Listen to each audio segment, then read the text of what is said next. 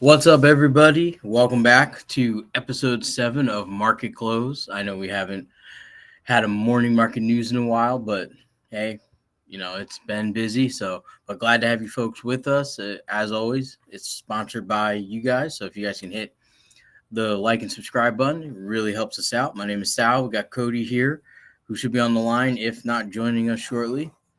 Got just a little bit of news to cover in the market. Some things going on in crypto, some things going on in the overall economy and markets, news about McDonald's, and of course, Coinbase. We're going to talk a little bit about Coinbase here as we go on with this live. So we're definitely glad to have you folks in here with us as we go on.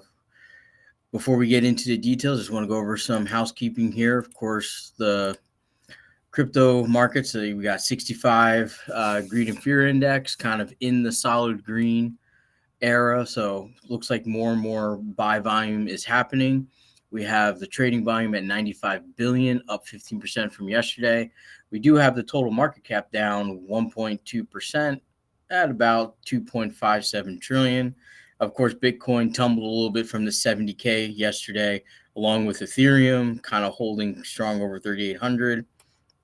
We have Solana kind of holding, XRP. Everything's kind of running flat. And of course, we have good old Quant still holding, I believe, right at about mid 90, below $91 right now. So looks like everything's just kind of being stagnant a little bit as people are adjusting to the markets and we go into this summer lull. And of course, we have the stock markets coming down off of the record high of 40,000 for the Dow, kind of back in the 38,000 range. We got the S&P 500 flat for the day, and we have the NASDAQ, which is at 17,000, which is at its current all-time high at the moment. So what does that mean for all of us? What does it mean for the economy? We're just going to hear to kind of make our best estimated guess about it. But before we head off into the stock market world and some news, kind of want to quickly talk about injection. This is a token that Cody kind of brought to my attention. We also kind of were dabbling about it last year on one of our lives, but I don't know if Cody might be having some mic issues. Let me see here. Fix that there. No, I'm still there. All right. I like injective. I'm starting to stack a lot of it. Yes, and it seems to be at a good price point. If you look at it's only about 50% down from its all-time high, roughly, give or take a few dollars from it. But still lots of value. It runs off of a few things. You can store it on the Solana wallet. I believe Cosmos ecosystem. and you can also store it on the Ledger, but you cannot store this on the Arculus wallet just yet. So going on, Yeah, I like Sorry. Oh, go ahead, buddy. I like injective for sure. I see a good 10x out of it, good 10 to 20x. 20x at the absolute highest, but I do see a 50 billion would be a 20x for it. And Yes. for something like injective, like it has the injective name service, you can buy .inj names. Like I'm going to buy my .inj name soon, Cody.inj. Mm-hmm. So there's a lot of great things. Just to go briefly over what INJ is or Injective is. Injective is a blockchain built for finance. It is an open, interoperable layer 1 blockchain powering next generation DeFi applications.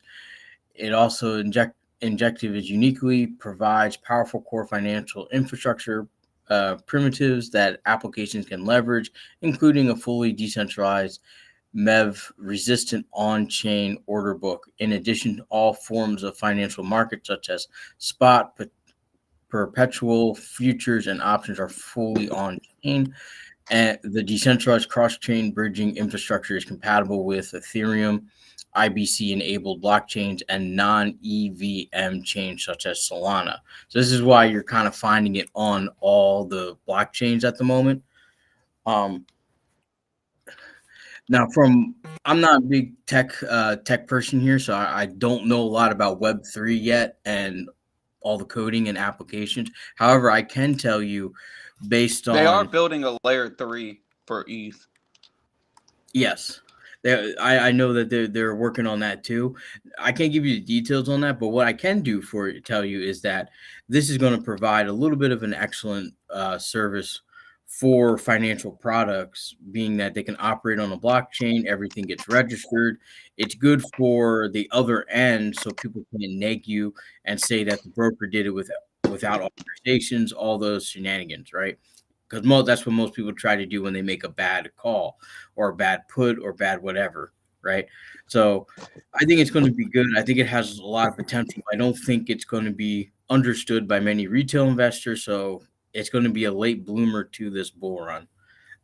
That's what I'm thinking. And I don't think it's I going to even actually think it's going to be a late. good retail coin because it's a layer 1. It's kind of like Solana, and it's a lot faster. And I mean, it's pretty much the same cost. It might be a little cheaper than Solana, but it's pretty fast and Mhm. cheap, and it's the layer 1. So I see it being good with retail, especially with the meme coins on it and all that. Oh, absolutely. Absolutely. I mean, I see it all there, but I don't think retail is going to catch on to it quite as quickly as they did with Solana, because Solana was pushed by a lot of venture capitalists and as well as was pushed by FTX because they were trading it. So I don't think it's going to have the same kind of flow pattern as Solana did, but it will outrun Solana in the long term for it. It Oh might yeah, even I see it. I see it doing like a 10x minimum in the bull run. So yeah, and that's just some of the thoughts on there. I do have a video on making and editing. We're doing a full video on injective, so that'll let you guys know when that goes live for you guys. Of course, it'll be on Patreon first before it goes anywhere else. But real quick, I want to talk about Quant because it's definitely at a good dollar cost average target at the moment at $91. Right now, $91.62. If you're looking in the past month, had a nice dip, broke that $100 resistance barrier.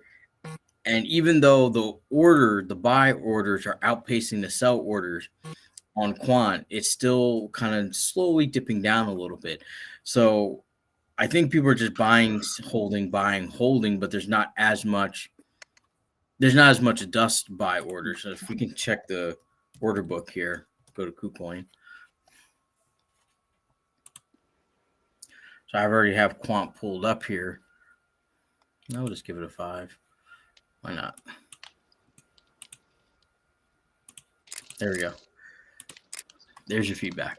All right, so you can see here there's actually more whole coin orders than there is dust, which the dust I'm assuming is retail purchases, $50 here, $20 here. But I'm seeing a lot of 10, 5, 4, 2, 5, 3, 5.5, 54, 35, 12, 8, 381, 13, another 34, another couple tens, 49, 2, 5. Yeah. So, and doesn't look like there's much of the sell off either. So it looks like they're just buying from market making engines. So the supply is obviously coming from exchanges, from wherever they can get them from. And that's why the value isn't really increasing as Yeah, much. I see a Um, lot of bearish stuff on crypto Twitter about Quant. Like mhm. So it's just going to it, be it makes me more bullish, but at the same time, But if you look at it sorry about if that. you guys look at it from the 2-year perspective, for a year and a half, we have not come back from the initial dip of about $50. It's kind of been holding between 90. I would say more 85 to 115. It's been bouncing back and forth there. But as Cody has been posting in our Discord group and everything, that there's a lot of people who have been buying Quant and just holding it, not selling it, not moving it, just holding it. So we'll have to see how it's I've going been to doing the fare. same thing. It's going to fare. We're going to have to see how it fares in the upcoming in the upcoming months. Although it's looking more and more like we're going to get this nice kind of trading sideways summer lull where all the prices are going to go a little lower than anticipated, kind of hold there. Good time to dollar cost average, as many people are not paying attention to crypto right now, especially retail investors. They're kind of more worried about layoffs in this time frame, what they're going to do over the summer, and pre-foreclosures are kind of on people's minds.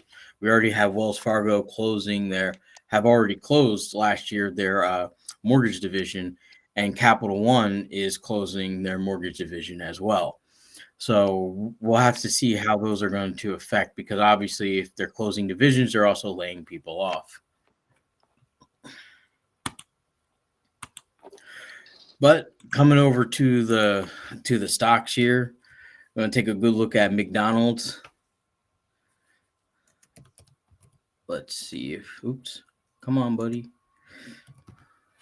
Bear with me on my computer here for a moment. There it is, McDonald's Corp. All right, as we let this load up, we'll take a look at it from the 1 year chart here.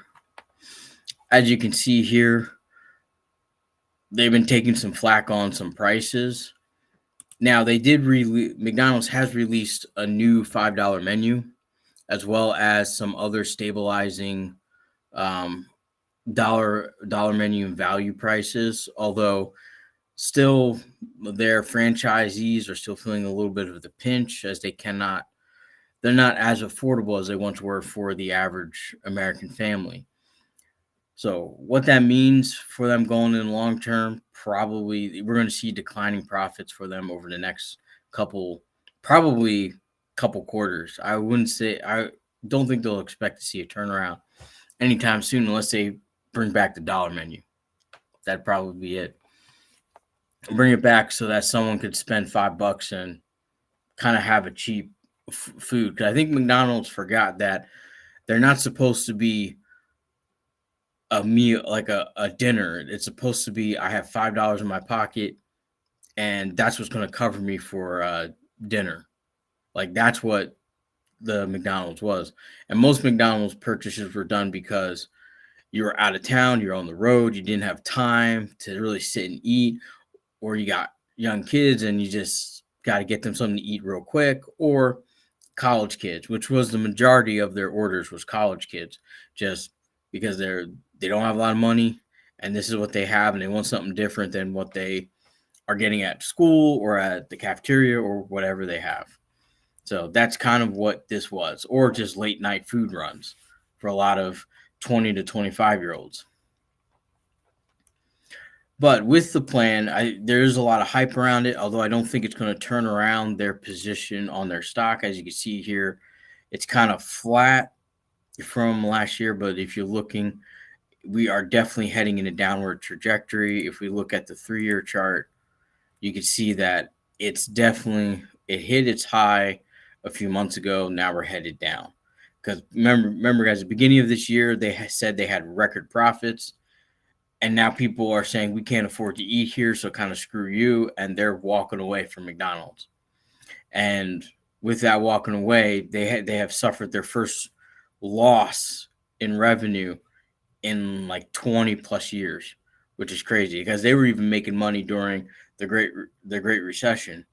So it's going to be interesting to see where they take it and who's going to capitalize on this, which I think Taco Bell is probably going to capture this because they're still running $2 burritos and value options.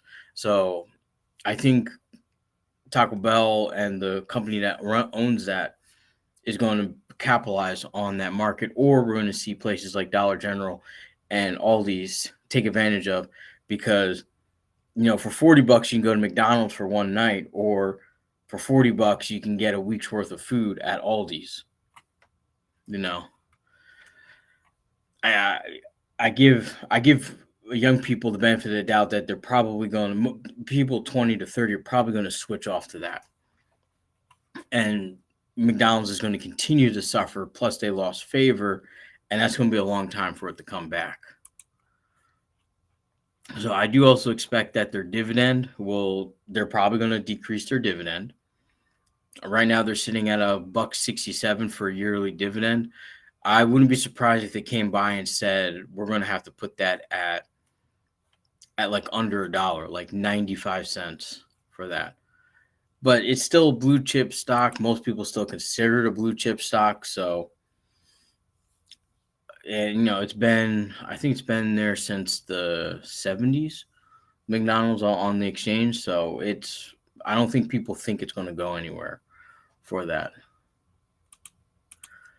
But speaking of, always keeping tabs, going on Walmart here, because I want to say here, Walmart is fully committed to getting rid of 100% of self checkouts by 2026. I think was what their memo said. Really? All self checkouts? All self checkouts. There'll be no For more theft? Is it because of theft? Partly because of theft, but I don't think it's really theft. Mainly, I think what they're labeling it as is shrink, and most people think shrink is theft, but shrink could also mean the self checkouts are scanning items improperly, or something Yep. something isn't scanning at all, and people just got to come up with a number for it, and that's what managers at the self checkouts were doing. They would just pop in their code. If customer says it's $5, they put $5 in and move on about their life, because they're not trying to make a big issue out of it. So in order for that to kind of go away, if you have a person at the cashier ringing stuff out, and something doesn't scan, they're going to first try to manually type in the code. If a customer is scanning and it doesn't scan, they're just going to put it in a basket and say, oh, it's free. Who cares? That's the way I think. And plus, some things that might be mislabeled, like you scanned a Tide detergent, but it came up as borax. Things like that causes shrink. That causes inventory discrepancies. So I think if they bring that back, it's going to greatly affect their shrink numbers.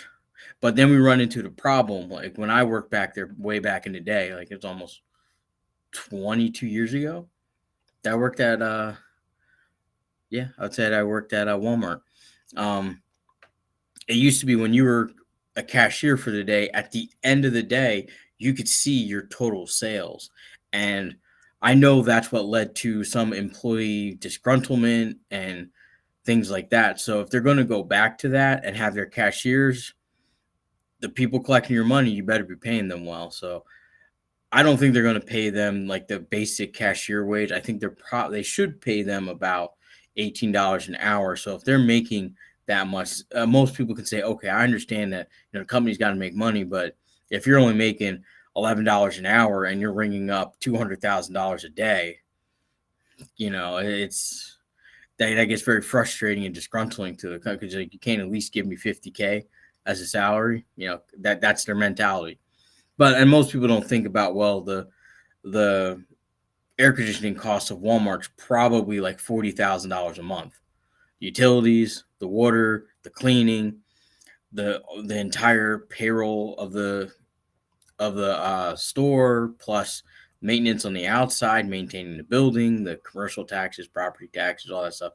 But nobody really cares about that. They only care about, I rang up 200,000 for you, and I'm only getting like $100 for the day. That's how they see it. I don't know if it'll be as good as people are hyping it up to be, but it'll definitely be a good step in the curbing shrink. But they're already closing a majority of stores in San Francisco, New York City, and Philadelphia due to flash mob robberies, group rushes on the stores. And it's not just that they're stealing product, they're also damaging fixtures, shelves, and all that stuff. And believe it or not, guys, that stuff is expensive to replace. Like, it's not easy to replace that. So, and it takes forever for that stuff to come in. So I see them going the same way. Same thing like Target. They're closing up stores too. And let me just pull up Target here. I think it's TGT. Yeah, Target. Now, why I think Target is a better company than Walmart, kind of like Walmart gives you a product that'll last for 6 months, Target will give you a product that'll last for 5 years. I think they're a little bit undervalued given that they've been making a steady profit, they've been working hard, but they've been hit the most with the the the shoplifting, the theft, and everything like that. So I wonder what they're going to do. I wonder what they're going to do if they have to change gears on this. I really, really want to know what they're going to do on this because that's kind of the thing. They're closing too many stores and they're not opening any stores and they're not making any changes in the existing stores. So they're kind of running with the same, really 2010s model. Just it's great products for a great price, but the store layouts are not. They're not as modern as I think they need to be to kind of come up into 2025. They are reminds me of what Target was back in 2000, really like 2006, 2007. Just kind of hasn't changed. Will they ever will they ever make it an easy a better shopping experience? Probably not. They still have staffing issues. They still have a lot of things, but and also they're getting hit with theft in their pharmacies, which I don't know why people are stealing. Because if you steal, what I think is level 3 pharmaceutical narcotics, you're getting easily a 25-year sentence from that. So I don't know why people even think that they could steal from the Target pharmacy. That's the dumbest thing I ever can conceive. But the people are doing it, so just got to be wary and careful of it out there as this company goes through. But I still think it's undervalued, as in the quality of their products are far better. Like you're not getting cheap products, or let's just put it this way: like if you bought silverware there, Walmart, it feels like those things wear out in like 6 to 12 months. Whereas if I get it from Target, it's not made with like a stainless steel coating. It's a full stainless steel kitchenware. So, and they don't sell those cheap pots. They kind of sell something a little better. Their food though is about the same as Walmart. They are definitely going to be suffering in the food division on there. But either way, it's still a company that could do well given the environment and given the recession level of what's going on. Oops, but let's go. Enough about Target there. Let's go back to Dollar General here. Because Dollar General, while it's not giving an aggressive store opening, they're going to do well because they're filling in the gaps where Walmart is closing neighborhood markets and it's too far for all these to go out.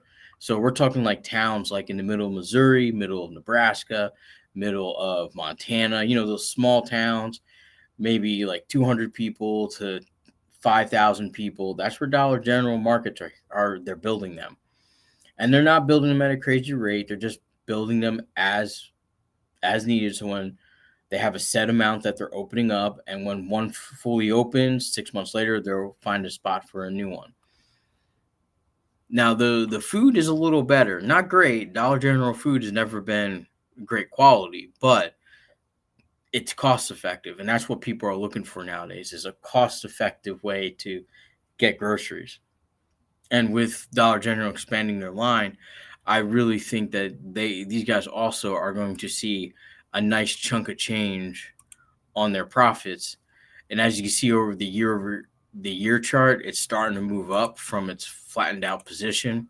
If you look at the 3-year, we kind of hit the resistance level down here about 100, and it's slowly climbing up, which I think it's set for they're set for a good performance. They made money last year, dividends at 59 cents.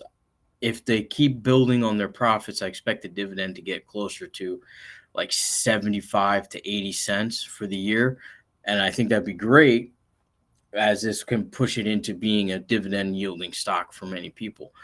Now, their biggest competitor, as we know, Family Dollar / Dollar Tree, they're closing 1,000 stores and laying off 35% of their staff over the course of the rest of this year. That stands to help, as if those stores close, they're in direct competition with Dollar General.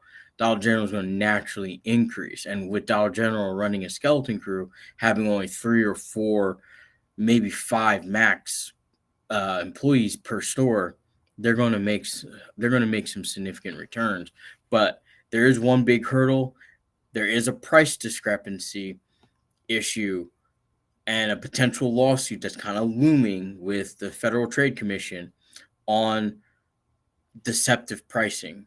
And we don't know, it's allegedly deceptive, but it has to go to court and it has to go through that. So that is definitely going to have a negative impact on the stock.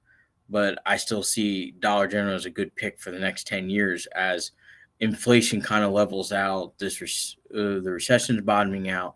Things are kind of heading in that direction. And especially with tech jobs just cranking out layoffs like there's no tomorrow.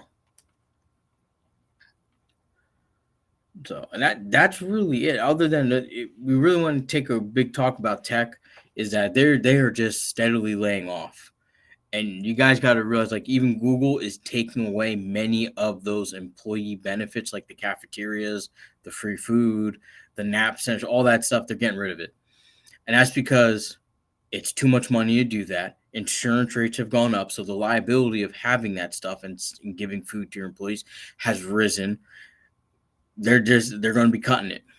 And they saw that it's a lack of productivity. It really is. The workers are spending more time not working and eating the food rather than doing the work. Now, I'm never been at Google, so I can't tell you, or like a tech company like that. I've always been in a sales department for a corporation, but it's hard. You can't that's too much non-profit generating.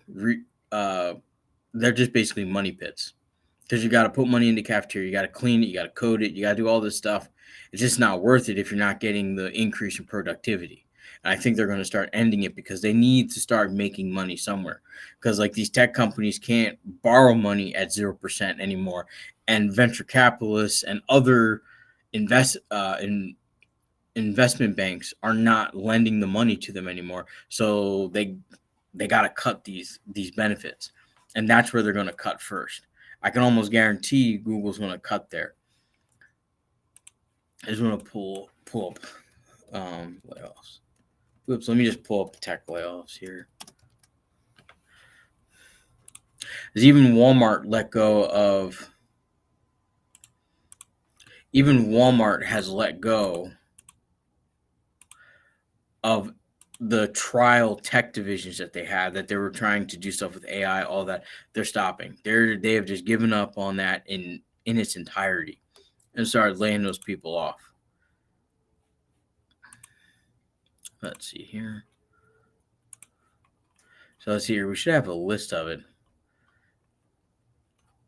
But yeah, so far we're not counting May. These are all the tech layoffs so far in Silicon Valley. So you see here about 20,000 laid off in January, 15,000, 7,400, 2,000 in April. I expect May to kind of going to go rampantly off of that. And you have these coming in this month. Q Health shutting down its entire operation. So that means their entire workforce and everything's getting laid off. I know they're saying it's half, but if you're shutting down its operations, they're all going to be laid off eventually. Foursquare laying off 105. Lucid Motors, kind of saw that coming. Their cars aren't doing very well. We're going to talk about EVs in a second, but laying off about 400 employees. TikTok making cuts. Pixar making 14% of their staff. Replit Don't know what they do, but they're laying off 20% of theirs, seek out 30% of their workforce. AI company laying off more people, 6%. Another plans off 100. Yep, they're laying off 106. Another tech company going out of business. Mainvest, I'm guessing it was an investment-based company. Indeed, kind of funny. The resume app company is laying off 8% of its workforce. Emotional, that's 40% of its workforce is going. Google laying off some people. 800 people of its work, 13% of its workforce. I don't see another full layoff in there. But I can tell you guys is that Tesla is laying off from their newly built Austin plant. So they're laying off there. They slashed the prices in half of Tesla's, which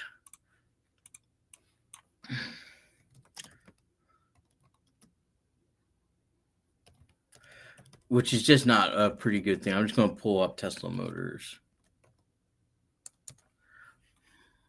Okay. So, like, Tesla is just not, like, Tesla is, for EVs as a whole, are just not working out well. And Tesla right now has lost a considerable amount of value as well. If we go pull this up, sure, just tab. Come on, buddy. Give me the 3-year chart. Okay, here we go. So as you can see here, we're down like 55% from its all-time high. And I don't see this guy recovering right now. I don't see EVs recovering in a while, especially since the infrastructure is not there either. And right now, people are pretty much disliking Elon Musk and what he's doing. Maybe they're confused. Maybe he has a bigger plan than we think. But right now, if you bought a Tesla 2 years ago, you are underwater by 50% of its value. EVs aren't pushing off of the lots for other manufacturers. And we have companies like Lucid, who I think is a great car. Like, if I was going to buy EV, I would buy a Lucid. But, you know, they overbuilt their supply, and they're still trying to sell 2022 models that are brand new off lots. People are just not comfortable buying them, especially out in the rural areas. They can't use these things. That's one of the big problems. Oh, let me just bring up Cody here. That's one of the big problems with the EVs is that they're only really good in cities. And I would say because most people are unfamiliar with how to operate an EV, they're really only good in places like Miami, Las Vegas, LA, warm climates where temperature changes don't fluctuate too much. Because if you're going to like one of the northern states, you'd have to optimize it for the winter, optimize it for the summer. And most people, I can guarantee you, they don't want to do that. They want the EV to operate like a car, just drive and go. And right now, EVs are not quite there yet because there's some things that you have to do if you don't live in temperature stable regions like Florida, Texas, California, Arizona, New Mexico. I don't see them doing well either in rural areas right now. Like, especially when someone has to spend 100 miles, drive 50 miles into town to get groceries and drive 50 miles back. It's a little hard, especially out in the middle of like Arkansas, Missouri, Kansas, Oklahoma. You have a bad storm, you're out of power. Your car isn't going anywhere. So there's a lot of hurdles, a lot of infrastructure that has to be built. We're probably 20 years too early for this, and it's still really a luxury model it's really a luxury option. People need a combustion engine more than they need an EV right now, just because of practicality. But if some EV manufacturer can come out with, forget the touchscreens, forget the self-driving feature, just forget all that.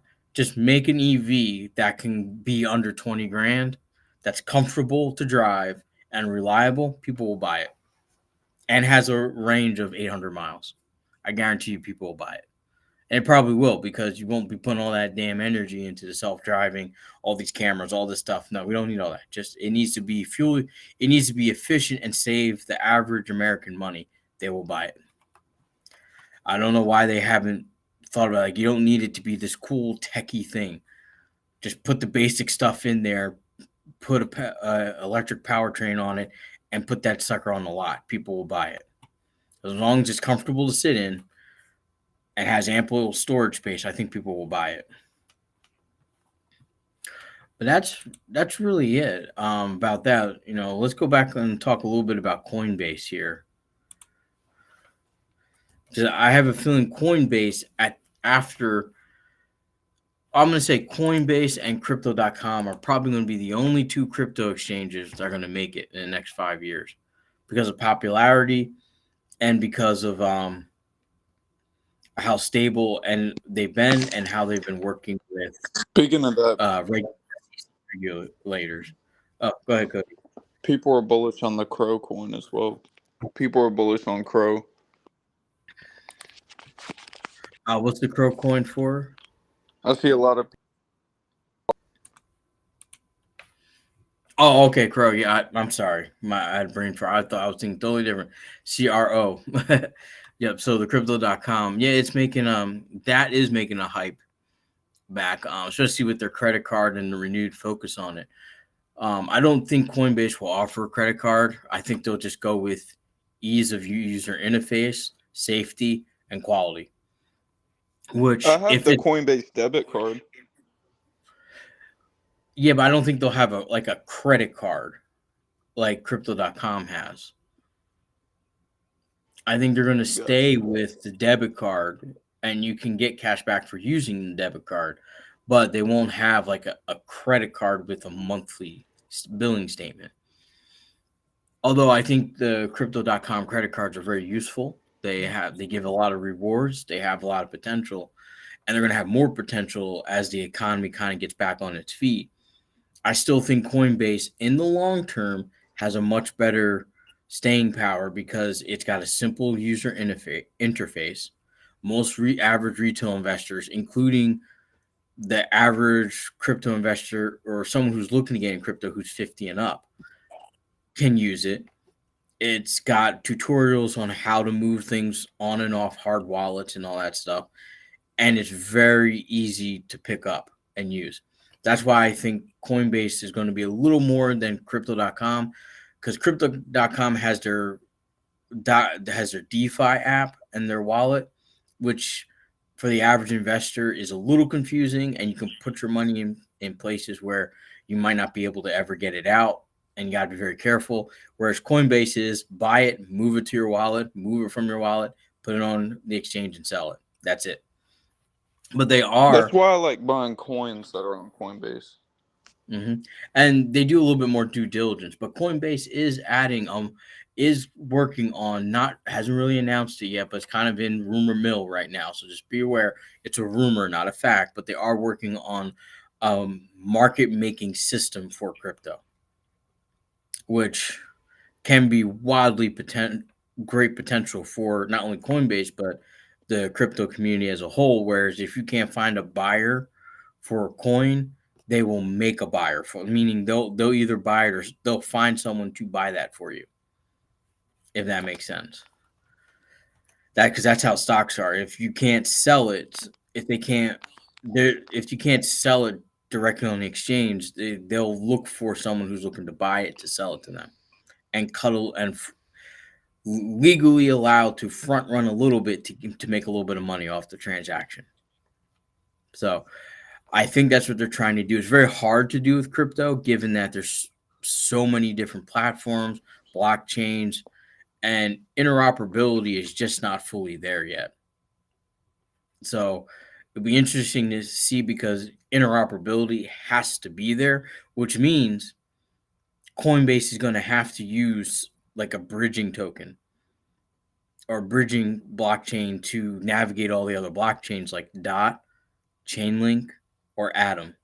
Although Atom does not have as much as a use case of Chainlink and Dot, but they're going to have to pick one of those to be able to make interoperability happen, because they're not going to.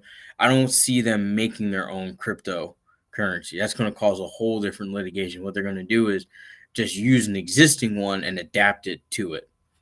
That's what I think is going to happen. What are some of your thoughts on that, Cody? I don't know if you can hear me. On what?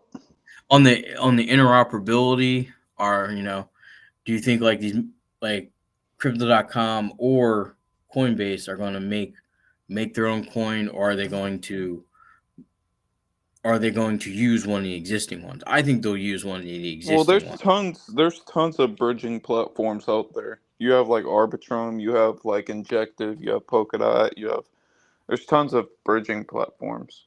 But Mm-hmm. yeah, we're not there yet on interoperability. It's just not there because there's thousands of other blockchains and ecosystems that we're not even aware of out there, because they're just so nominal. We're not paying attention to it. So I don't know how they're going to handle it, because market making, everything has to be able to be exchanged on one platform for market making to work. But valiant effort if they can make it happen. Valiant effort if they can do it. I still think Coinbase is still a good value, even though if you're in 2022, you kind of missed that nice dip, but the reset happened to it, and most of their revenue generation is off the crypto cycles. So they're going to probably make record revenues this coming bull run. For crypto, just because we're planning on an average of 10 million more retail investors coming into the crypto market than there was last bull run cycle during the pandemic. That's a lot of transactions. It's a lot of money being put in. That's a lot of activity happening in this space. That's why a lot of institutions are now trying to get these ETFs pushed forward. They're trying to get all this stuff pushed through before this bull cycle starts, so they can maximize their profits. But as always, this is just all speculation. So we don't know what may happen.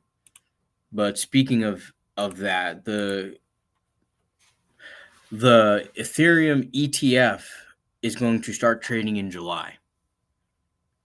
And right now, I could already tell you, you're going to need to get it Ethereum now before it's too late, because it's going to be so expensive to get it during the bull run, because everyone's investing in the meme coins off of ERC20 tokens.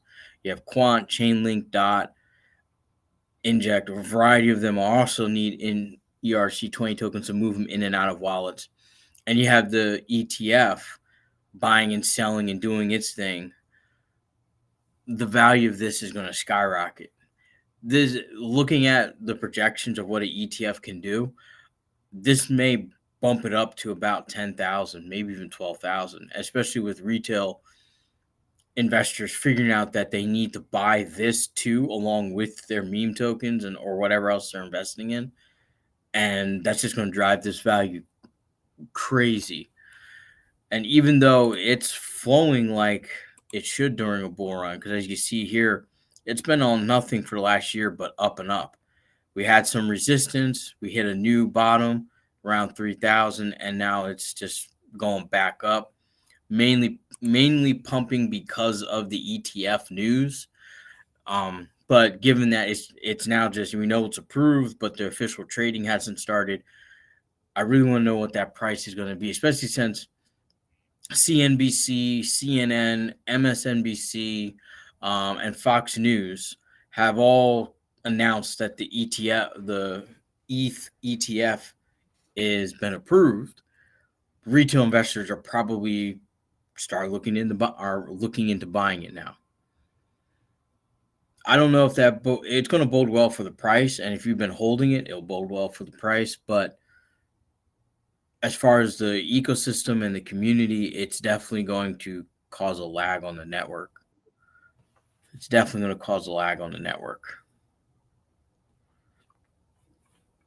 Let me see. Cody's coming back in. Oh, there you go. There you go, Cody. Can you hear me, Cody? Yeah.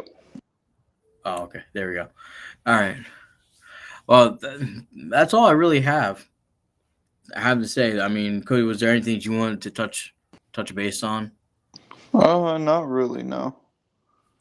Because it's been a quiet day after Memorial Day weekend. People are still questioning the economy. Are there are people excited about Ethereum stocks. Everyone's trying to find the next 100x coin or 50x stock or the next GameStop. So I don't know or foresee what will happen in the next couple months, other than that everything's just going to be trading sideways, and I expect the stock market to finally tumble downward in a downward trajectory from its all-time high. I know there's a lot of worry about recession and everything, but we've already been in a recession. We're just hitting the bottom of it. Um, we do have the auto industry. We got even dealerships getting their cars repossessed off the lots. So I don't know how much longer it's going to take before that bubble pops. Because once that bubble pops, there's going to be a few companies, big companies, that go down with that bubble. Because I don't think anyone's saving them this time. I think if any politician tries to save them, the public is going to be in a ruckus, because they don't want to. They want money in their pocket, not putting it in a business pocket that made bad decisions, like giving loans for Hellcats with people with no verified income and no money down. If you were a bank doing that, you deserve to go out of business. And people who invested with you probably need to go out of business, because you shouldn't be. No one should be lending a Hellcat with no verified income and no down payment to a 22-year-old. That should not happen. But it was, because banks and lenders thought, oh, free money, it's 0%. I'm borrowing money at zero cost. I'll just keep lending it out at 10%. And boom, here we go. Now we're in this debacle. Pickup trucks are like, average pickup truck is like $80,000. Average new car is like 50,000. Average used car is like 30,000. Things are getting out of whack, and people have said we ain't buying. But the one person who's making money in the auto industry, the local yokel who's selling the car, selling $5,000, $6,000 cars, they're making money hand over fist. I'm driving around town, I see those guys. They always have new cars on their lot, which means they're burning and turning them off the lot. So I see them doing fabulously well. The only thing, though, is they're not publicly traded companies. They're very small, private, family operated, one person operated businesses. Yes, they're going to have a boom fall, but we're not going to know how much money they actually are making in that segment of the auto industry, because it's not tracked. We can only track the big companies such as CarMax and Carvana, both going to suffer huge losses coming in the next coming years, especially Carvana, as they are still stuck with 250 G Wagons that they bought for like 250,000 each. And if you guys don't know, that's a car that shouldn't be worth more than 110,000, and an AMG maybe 150. So if you guys are looking for a car, you're probably in. If you can wait a year, you're probably gonna get a great deal on a car at auction, because these dealers, the big dealerships, the big used car companies, the manufacturers are going to be in a cash flow crunch, which means they're going to start having to offload those cars at like 40, 50, 60% loss, just so they can get them off and get money paid. Or they're going to go into bankruptcy, either total collapse or restructure. Who knows? I can tell you one thing. If Capital One can't lend any money to, because they were doing subprime and prime lending for auto loans, if Capital One can't continue doing it and they bite the bullet, that's it. The whole, because they are like 35% of the auto loans out there, doing from 2020 till now. So they're going to be some problems, because they can't even get they're not approving people, and they usually approve everybody. So that's all I got to as for thoughts on today. Really was a pretty boring news update. You guys know it's just more layoffs, more time. The typical stuff that's going to keep happening day after day after day. So just pay attention to it. Watch the businesses you want to watch. Invest wisely. Don't invest your nest egg in a moonshot because you will lose, and you will show up on Wall Street bets as one of the dumbest investing decisions if you ever do that. Because I guarantee you will lose it all. But with that said, guys, I'm gonna check out for today. I'm getting pretty tired. I gotta go home. We'll see you guys tomorrow in the evening for another episode of Market Close. But thank you guys.